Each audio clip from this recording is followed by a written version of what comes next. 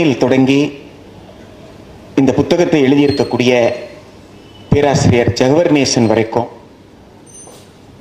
வெறும் மனிதர்களாகவோ கல்வியாளர்களாகவோ இல்லாமல் தான் எந்த சமூகத்தில் பிறந்தோமோ அந்த சமூகத்தில் போய் ஊடாடி மக்களுடைய உணர்வுகளை புரிந்து கொண்டவர்கள்.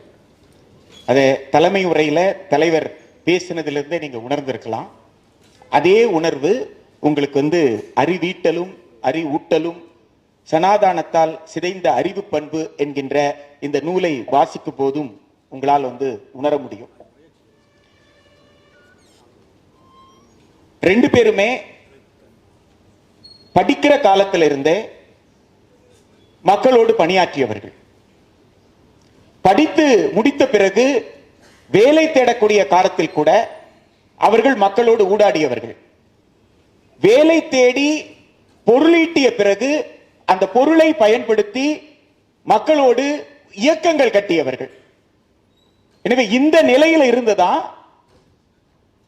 அவர் தலைவர் ஒரு நிறுவனத்தின் தலைமை பொறுப்பிலேயோ இன்றைக்கு ஒரு நிறுவனத்தின் தலைமை பொறுப்பிலோ இருக்கிறதுக்கோ இந்த நிலைக்கு வந்திருக்காங்கன்னா இவ்வளவு அனுபவத்தோடு தான். அதே போல்தான் பேராசிரியர் ஜெகவர்நேசனும் பல நாடுகளில் கல்வி கற்றும் பணியாற்றியும் அனுபவம் பெற்றதோடு இந்தியாவில் தமிழ்நாட்டில் ஒரு தனியார் பல்கலைக்கழகத்தினுடைய துணைவேந்தராக பொறுப்பு வகித்திருக்கிறார். அந்த ஓராண்டு அந்த தனியார் பல்கலைக்கழகத்தினுடைய செயல்பாட்டை பற்றிய நேரடியான கள அனுபவம். அதே போல கர்நாடக மாநிலத்தில்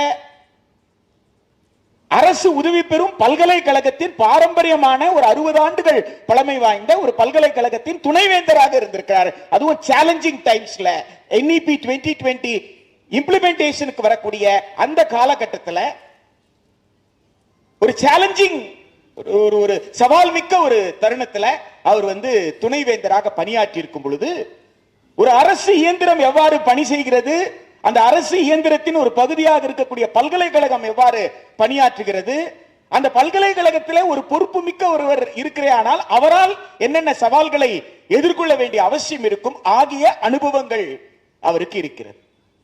இத்துணை அனுபவங்களும் தான் அவரை இந்த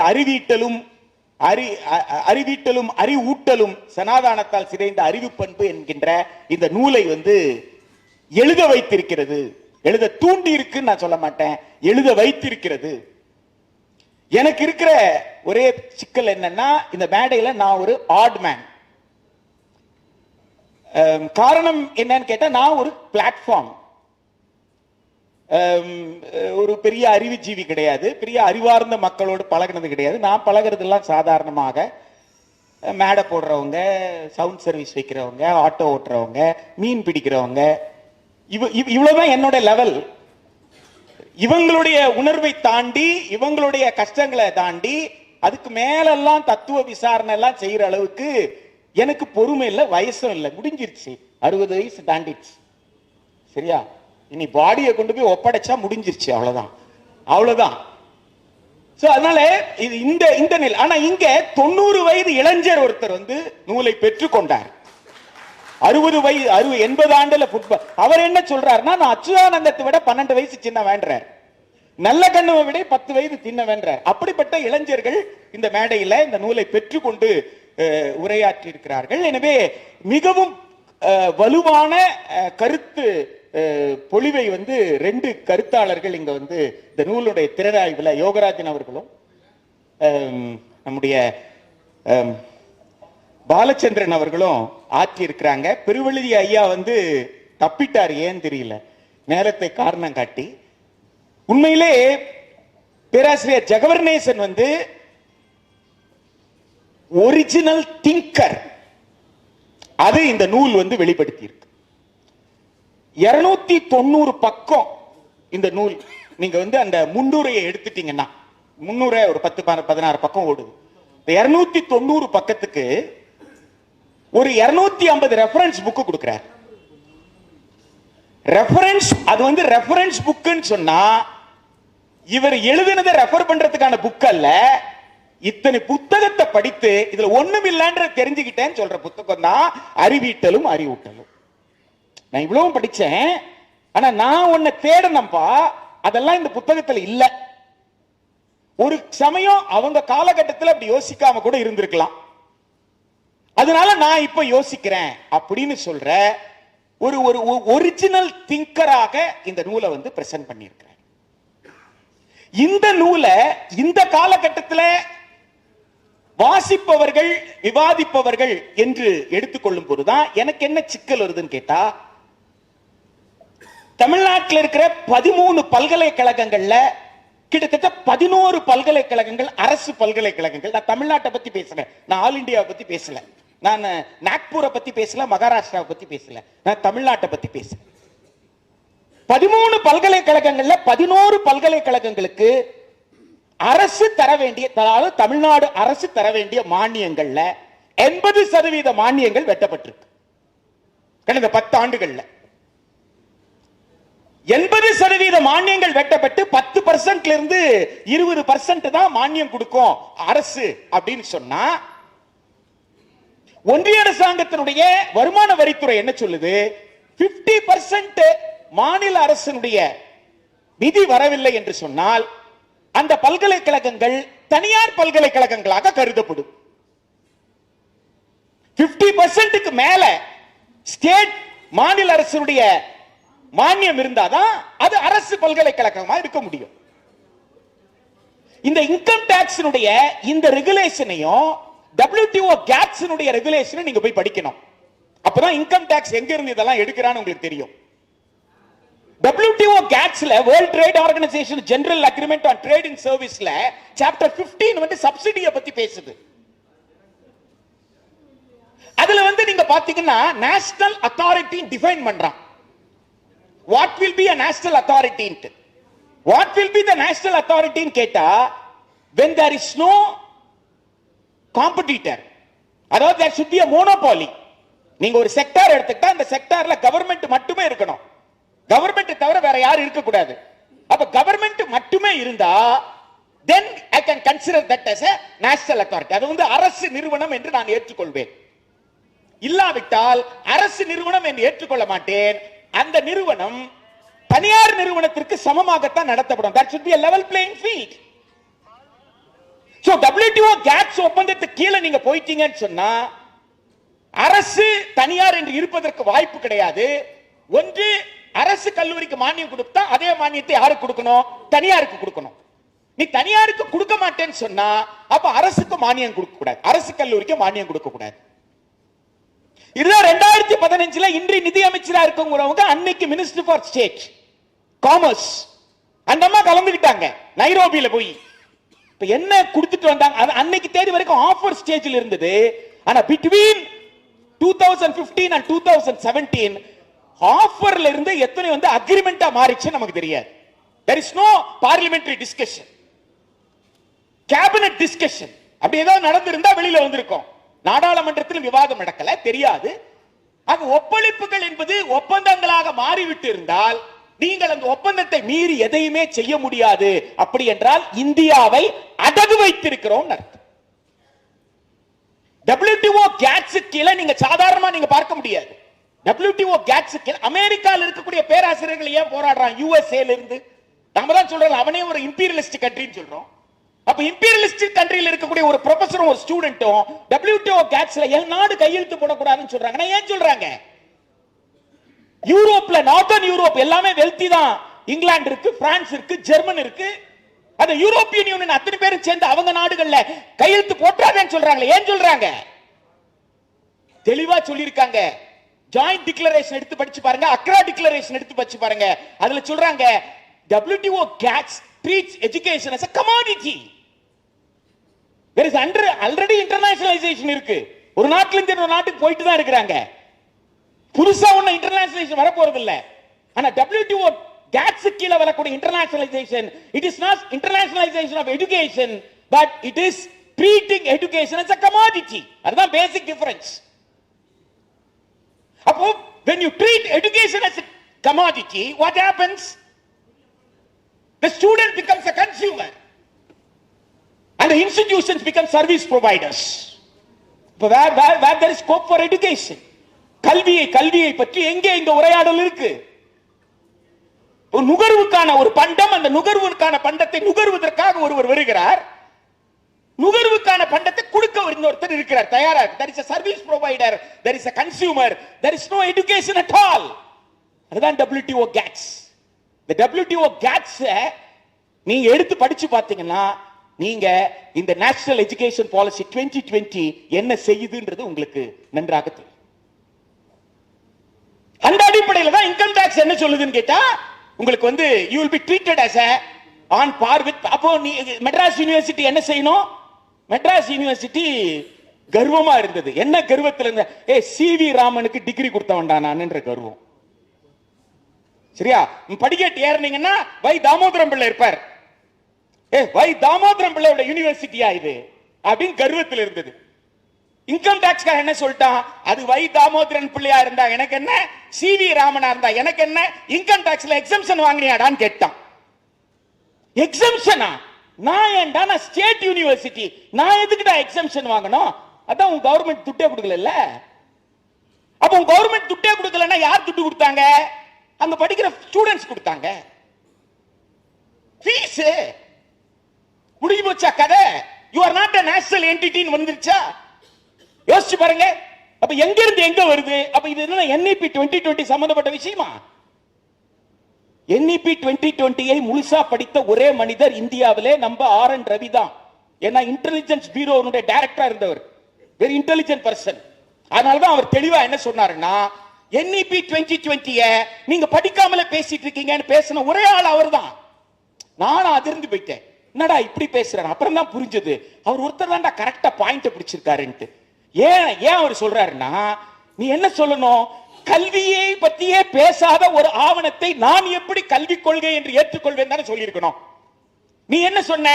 கல்விக் கொள்கை 2020 நிராகரிக்கிறேன் தானே சொன்ன. Reject NEP 20. கல்வியை பற்றி பேசாத ஆவணத்தை நீங்க இத்தனை பேர் சேர்ந்துக்கிட்டு கல்விக் கொள்கையை நிராகரிக்கிறோம் சொல்லிட்டு இருக்கிறீங்களே. அப்ப கல்வியை பற்றி பேசாத ஒரு ஆவணம் தான் NEP 2020 கண்டுபிடிச்ச ஒரே ஆளு எக்ஸ் IPS RN ரவி, வேற யாரும் கிடையாது. நாம கூட என்ன நினைச்சிட்டு இருந்தோம், NEP 2020 ஏதோ கல்வியை பத்தி பேசுறோம் போல. 66 பக்கத்துல ஒரு பேராகிராஃப் கல்வியை பத்தி பேசுதா? சொல்லுங்க பார்க்கலாம். இப்போ அந்த சிக்கல் எங்க இருந்து வந்துருச்சு? இப்போ 11 பல்கலைக்கழகங்களுக்கு இன்றைக்கு நிதி இல்ல. அப்ப இன்றைய முதலமைச்சர் என்ன செய்யணும்? கர்ம வீரர் காமராஜர் மாதிரி தெருவுக்கு இறங்கி பிச்சை கேட்கணும். இன்னைக்கு இருக்கிற தொடக்க பள்ளியில இருந்து உயர்கல்வி வரைக்கும் இன்றைக்கு நிக்குதுன்னு சொன்னா கர்ம வீரர் காமராஜர் எடுத்த பிச்சை. சும்மா இல்ல, பிச்சை எடுத்துதான் ஸ்கூல் நடத்தினார், பிச்சை எடுத்துதான் காலேஜ் நடத்தினார். சரியா? என்று எதுக்கு இப்போ 30,000 கோடி நான் போன வருஷம் ஒதுக்கினா இந்த வருஷம் 1 லட்சம் கோடி ஒதுக்கு. அதுக்கு என்ன செய்ய முடியும்? அதுக்கு தான் நிதி அமைச்சர், அதுக்கு தான் நிதி செயலாளர். போன வருஷத்தை விட 2 கோடி கூடுதலா கொடுத்தேன் இல்ல. இன்னைக்கு இருக்கிற அக்யூமுலேட்டட் சிக்கல் என்ன? இது these are the practical difficulties. இன்னும் 2 மாசத்துல சட்டமன்றம் 6ஆம் தேதி சட்டமன்றம் கூட போகுது. அடுத்து வந்து நிதிநிலை அறிக்கை தாக்கல் செய்ய போறாங்க. அதுல என்ன நடக்க போய் மெட்ராஸ் யூனிவர்சிட்டி நான் காப்பாற்ற முடியுமா? காப்பாற்ற முடியாது. அந்த வழியில நிக்கிறேன். இதை எனக்கு ஆட்டோ டிரைவர் கேட்டது. என் பிள்ளைக்கு சீட்டு வாங்கணும் சார், எப்படி சார்? 1000 ரூபாவா, 2000 ரூபாவா, இல்ல 20,000 ரூபாவா? அப்ளை பண்ணலாமா வேணாமா சார்? அப்போ ஆட்டோ டிரைவரோட நான் டயலாக் வச்சிட்டு இருக்கும் பொழுது என்னால அதை தாண்டி இந்த மெய்யியலை பற்றி பேசக்கூடிய அறிவூட்டலும் அறிவீட்டலும் சிந்திக்க முடியல. அவ்வளவுதான் விஷயம். சரியா? அந்த கருவாடு கடையில போயிட்டு கருவாடு வாங்கும் பொழுது, ஐயா எனக்காக கட்டின காலேஜ் நினைச்சேன் குவீன் மேரிஸ், நாளைக்கு இருக்குமா இருக்காதான்னு அந்த மீன்பிடி தொழிலாளி கேட்கும் பொழுது அந்த மீன்பிடி தொழிலாளி கிட்ட நான் என்ன பதில் சொல்றது? என்னோட பிராக்டிகல் டிஃபிகல்ட்டி.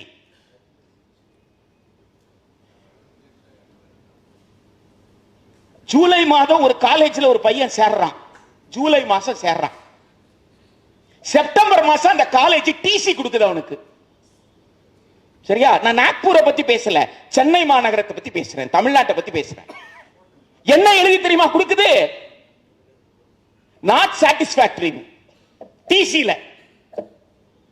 ஏண்டா 1ஆம் கிளாஸ்ல இருந்து 12ஆம் கிளாஸ் வரைக்கும் சாட்டிஸ்ஃபைடா இருந்திருக்குது. உன் காலேஜ்ல சேர்ந்த 2 மாசத்துல நாட் சாட்டிஸ்பாக்டரி ஆயிடுச்சு. எப்படிடா? சேர்ந்தது ஜூலை, செப்டம்பர்ல இந்த நாட்சார் யாரு கொடுத்திருக்கிற?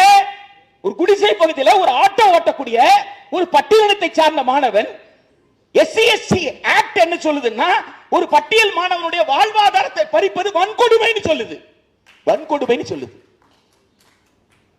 இப்போ நாட் சாட்டிஸ்ஃபேக்டரி போட்டு டிசி கொடுத்திய, இப்போ அந்த டிசியை வச்சுக்கிட்டு அவன் வேற ஸ்கூல்ல போய் சேர முடியுமா? பேங்க்ல லோன் வாங்க முடியுமா?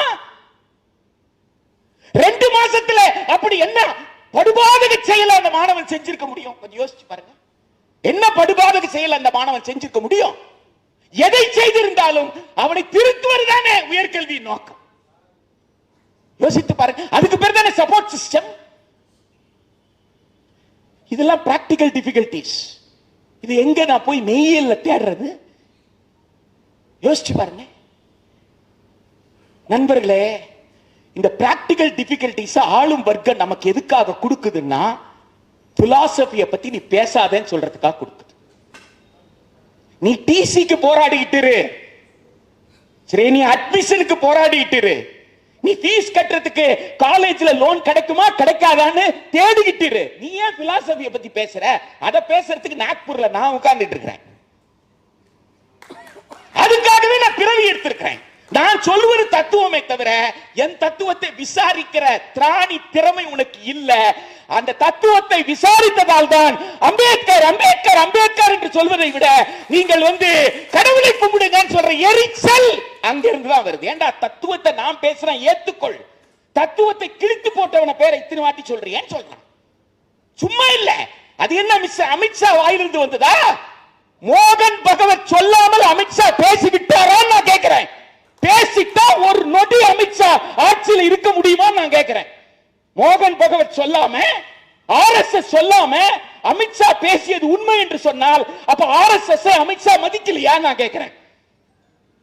மதிக்காதவர்களை RSS விட்டு விடுமா நான் கேட்கிறேன். RSS பாஜகவை வழிநடத்துகிறதா அல்லது பாஜகவின் ஒரு அங்கம் RSS? யோசிச்சு பாருங்க. இதை எதையுமே நான் விசாரிக்க கூடாதா? இதை எதையுமே நான் சிந்திக்க கூடாதா? சாதாரணமா ஒருத்தர் 2 நிமிஷம் நாடாளுமன்றத்தில் உளறி விட்டார் நான் போயிட முடியுமா? அதெல்லாம் உளறலாம் ஒண்ணும் கிடையாது. ஜெகவர்நேசன் ஒருத்தர் இருப்பான், சீர்காழிகாரன். அவனை மாதிரிலாம் சிந்திக்காதேன்னு சொல்ற ஏற்பாடு அது.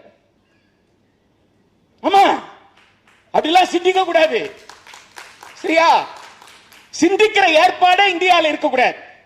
அதுதான் தேசிய கல்விக் கொள்கை 2020. நண்பர்களே, இந்தியாவில் ரொம்ப ஸ்ட்ராங்கான தத்துவ தளத்தை புத்தர் போட்டார். புத்தரை காட்டுன்னா நீங்க 2500 வருஷத்துக்கு முன்னாடி ஒருத்தர் சிந்திச்சிட முடியாது.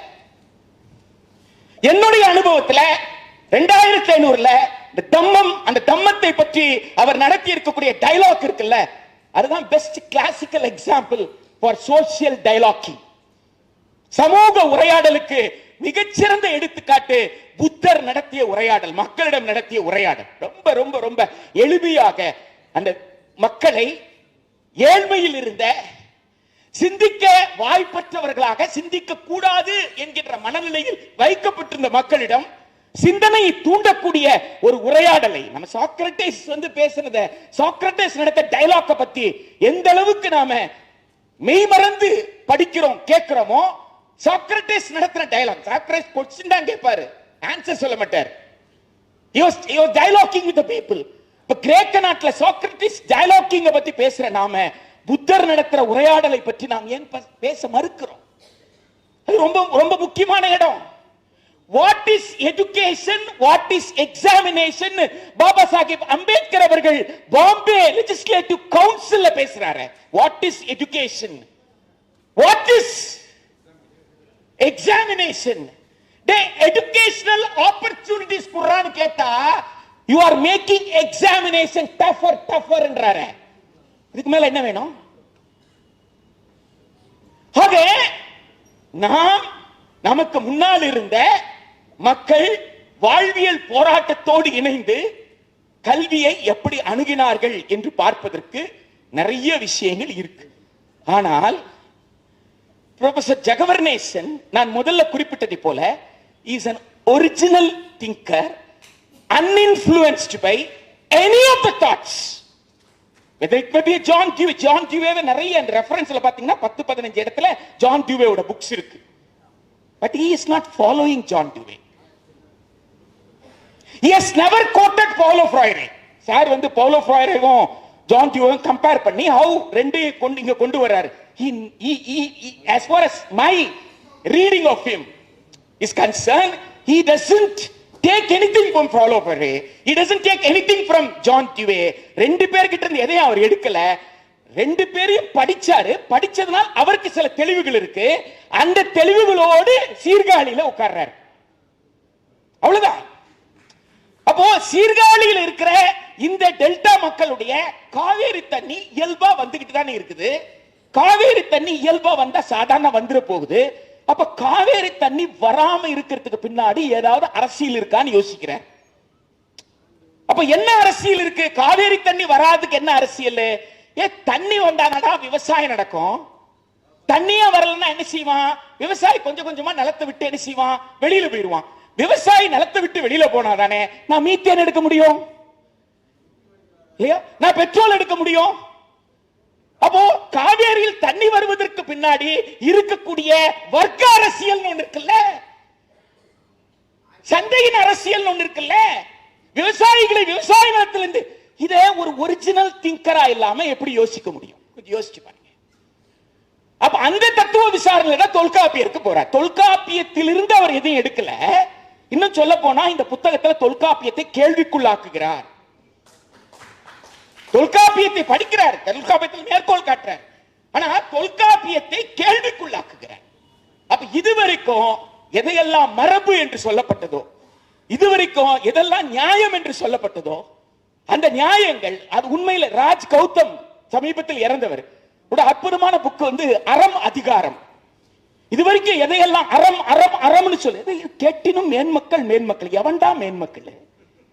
யோசிச்சு பாருங்க. கேட்டினும் மேன்மக்கள் மேன்மக்கள், கெட்டாலும் மேன்மக்கள் மேன்மக்கள். எவன்டா மேன்மக்கள்? ராஜ் கௌதம் அந்த கேள்வி எழுப்பினார். முக்கியமான கேள்வி அறம் அதிகாரம் என்ற புத்தகத்துல. ராஜ் கௌதம் எப்படி அந்த கேள்விகளை எழுப்பினாரோ அதை போல இவர் தமிழ்நாட்டில் தமிழ் சங்க இலக்கியங்கள்ல இருக்கக்கூடிய பல்வேறு கூறுகளை எடுத்து அந்த கூறுகளை ஆய்வு செய்கிறார். நான் இங்கே வந்திருக்கக்கூடியவர்கள், இந்த அரங்கத்தில் இருக்கக்கூடியவர்கள், அது மேடையில் இருந்தாலும் சரி, முன்னே உட்கார்ந்து இருந்தாலும் சரி, அது கடைசி வரிசையில் இருக்கிற வரைக்கும் பலரையும் எனக்கு நன்றாக தெரியும். எல்லோருமே ஆழ படித்த நபர்கள் தான் இந்த அரங்கத்தில் உட்கார்ந்துட்டு இருக்காங்க. மிகச்சிறந்த சமூகத்தை சிந்திக்கும் கல்வியாளர்கள் தான் இந்த அவையில் உட்கார்ந்துட்டு இருக்காங்க. சமூகத்தை நேசிக்கிற, சமூகத்தின் மீது அக்கறை கொண்ட இந்த கூட்டத்தில் மூலமாக ஏதாவது சின்ன வெளிச்சம் கிடைக்குமா என்ற தேடலில் தான் உட்கார்ந்திருக்கிறேன். இவருடைய புத்தகத்தை படிக்கணும்னா சாதாரணமா ஷேக்ஸ்பியரை வந்து தி டெம்பஸ்ட்ல இருந்து ஆரம்பின்னு சில டீச்சர்ஸ் சொல்லுவாங்க. ஏன்னா அதான் இருக்குல்ல ரொம்ப சின்ன பிளே. அதுபோல இவர் தி இன் சர்ச் ஆஃப் எஜுகேஷன், கல்வியை தேடின்னு ஒரு புத்தகம். அந்த கல்வியை தேடின்ற புத்தகத்தை படிச்சுட்டு கூட இதை படிக்கலாம். பெடகாஜி ஆஃப் தி அப்ரஸ்ட் அப்படின்னு எழுதுனதுல 3rd சாப்டர் படிச்சாதான் மற்ற சாப்டர் எல்லாம் புரியுதுன்னு சொல்லுவாங்க. 3rd சாப்டர் ரொம்ப டிஃபிகல்ட்னு சொல்லுவாங்க. எதுக்கு எடுத்த உடனே டிஃபிகல்ட் சாப்டர் படிக்கிறீங்க? லைட்டர் சாப்டர் படிச்சிருங்களேன். அப்ப you can come very closer with the author. அதனால இது இட்ஸ் a original thinker என்றதுனால the style is original and the words are original. அவ்வளவுதான். அவருடைய எழுத்து நேர்மையாக அவர் மனதிலிருந்து வெளியே வந்திருக்கிறது. எழுத்து எப்படியோ அதுபோல் தான் அவருடைய சிந்தனையும். எனவே தமிழ் இன்றைய வரைக்கும் நிக்குதுன்னு சொன்னா அதற்கு முக்கிய காரணம் என்னன்னா அது தேவ பாஷை கிடையாது என்பதுதான். தேவ பாஷை கிடையாது. தமிழ் உழைக்கிற மக்களுடைய பாஷை, மொழி. அப்போ உழைக்கிற மக்களுடைய மொழின்றதுனாலதான் உழைக்கிற மக்கள் ஒவ்வொரு திணையில ஒவ்வொரு மாதிரி வேலை செஞ்சிட்டு இருந்திருப்பாங்கல்ல, அந்த திணையை பத்தி பெரிய டிஸ்கஷன் இங்க இருக்கு. அப்ப அந்த உழைக்கிற மக்கள் ஒவ்வொரு இடத்துல ஒவ்வொரு மாதிரி வேலை செஞ்சிட்டு இருக்காங்கன்னா, அவன் இந்த இடத்துல யானைய பார்த்தா அவன் எப்படி பார்த்தானோ, அவன் என்ன வேலை செஞ்சிட்டு இருந்தானோ அதோட கனெக்ட் பண்ணி யானைக்கு ஒரு பேர் வைக்கிறான். இன்னொரு இடத்துல பார்த்தவன் தன் தொழிலை சார்ந்து இன்னொரு பேர் வைக்கிறான். அப்ப யானைக்கு பல பெயர், குதிரைக்கு பல பெயர், ஒவ்வொரு பொருள் எல்லாமே காரண பெயரா இருக்கு. அந்த காரண பெயர் எங்க? உழைப்பிலிருந்து வந்தது. எனவே உழைப்பாளி மக்களால், தொழிலாளர்களால் உருவாக்கப்பட்ட அற்புதமான மொழி தமிழ் என்பதனால் உழைக்கும் வர்க்கத்தினுடைய ஜெகவர்நேசன் அவர்கள் ஒரிஜினலா ஒரு லாங்குவேஜ் நமக்கு கொடுத்திருக்கார். அதுதான் இங்க இருக்கிற புதிய புதிய சொல்லாடலுக்கு காரணம் என்னன்னா, இதுவரைக்கும் பயன்படுத்துற சொல்லாடல் இல்லாம கொடுத்திருக்கார். ஒன்று. இரண்டாவது விஷயம், இதுவரைக்கும் தமிழ் சமூகத்தில் தமிழ் மொழியில அறிமுகமாகாத பல கல்வி ஆளுமைகளை இந்த புத்தகத்தின் வாயிலாக அறிமுகப்படுத்துறார். அதுதான் அந்த ரெஃபரன்ஸ் புக், வேற ஒண்ணுமே கிடையாது.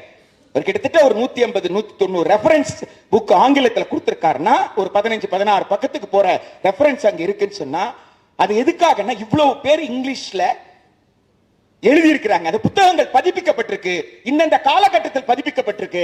அந்த புத்தகத்தை படிச்சு பாருங்க. அவங்க நாட்டுக்கு தகுந்த மாதிரி சிந்திச்சிருப்பாங்க. நீங்க தியாகராய நகருக்கு தகுந்த மாதிரி சிந்திங்களேன்ற. நீங்க உங்களுடைய திருவள்ளிக்கேணிக்கு தகுந்த மாதிரி சிந்திங்க, உங்களுடைய சிந்தாதிரிப்பேட்டைக்கு தகுந்த மாதிரி சிந்திங்க. நீங்க உங்க இடத்துல இருந்து நீங்க சிந்திங்களே. அப்ப நீங்க சிந்தித்தா உங்களால தமிழை புரிந்து கொள்ள முடியாதா? தமிழர்களை புரிந்து கொள்ள முடியாதா? நம் வாழ்வியலுக்கான ஒரு கல்வி கொள்கையை, கல்வி தத்துவத்தை உருவாக்க முடியாதா என்பதுதான் இந்த நூல். கடைசியாக ஒரு கொள்கை வகுப்பதற்கு அவர்கிட்ட இருக்கிற பிரச்சனை இது ஒண்ணுதான், வேற ஒண்ணுமே. மற்றவங்க இருந்து அவர் வித்தியாசப்படுறதுக்கு அடிப்படை காரணமே இதுதான். அவர் என்ன சொல்றாரு, கொள்கை உருவாக்கணும், கரெக்டுப்பா, கொள்கைக்கு ஒரு தத்துவம் வேண்டாமான்னு கேட்கிறார். சரியா? இப்ப தெரியுதுங்களா நான் ஆடு மேன் சொன்னதுக்கான காரணம்? சரியா? நான் ஹார்ட் அட்டாக்ல இருக்கிறேன். டாக்டர் என்ன செய்யணும், ரத்தம் எப்படியாவது ஹார்ட்டுக்குள்ள போறதுக்கு ஏற்பாடு பண்ணுமா, நான் காத்துக்கிட்டு இருக்கிறேன். இப்ப என் பக்கத்துல நின்னுட்டு, டேய் அன்னைக்கே சொன்ன இல்ல டெய்லி 3/4 மணி நேரம் நடக்கணும்னு சொல்லிட்டு, அன்னைக்கே சொன்ன இல்ல இதெல்லாம் சாப்பிடக்கூடாதுன்னு சொன்னு அப்படின்னா நான் என்ன ஆவேன்? எந்த மனநிலையில் உட்கார்ந்திருப்பவர்கள் மத்தியில் நாம் இருக்கிறோம், அதுதான் ரொம்ப முக்கியம். எந்த மனநிலையில் உட்கார்ந்திருப்பவர்கள் மத்தியில நாம் இருக்கிறோம் அப்படின்றதுதான் ரொம்ப முக்கியமான விஷயம். இவரை பொறுத்த வரைக்கும் தத்துவம் இல்லாமல் கொள்கை நிற்காது. தத்துவம் இல்லாமல் கொள்கையை வகுத்தால் அது யாருக்கு லாபமா இருக்கும்? சந்தைக்கு தான் லாபமா இருக்கும். நீ யார் வேணாலும் எழுதிக்கோ, நாக்பூர்ல உட்கார்ந்து எழுதினாலும் சரி, டெல்லியில உட்கார்ந்து எழுதினாலும் சரி, மெட்ராஸ்ல உட்கார்ந்து, முதல்ல தத்துவ தெளிவுக்கு வந்துரு அப்படின்றதுதான் அவருடைய பிரச்சனை. பெரும்பகுதி மற்றவர்கள் என்ன நினைக்கிறாங்கன்னா, ஐயோ அதுக்கெல்லாம் எங்க நேரம் இருக்கு, கொடுத்திருக்கிற நேரத்துக்குள்ள கொடுத்திருக்கிற வேலையை முடிச்சா போறோம்.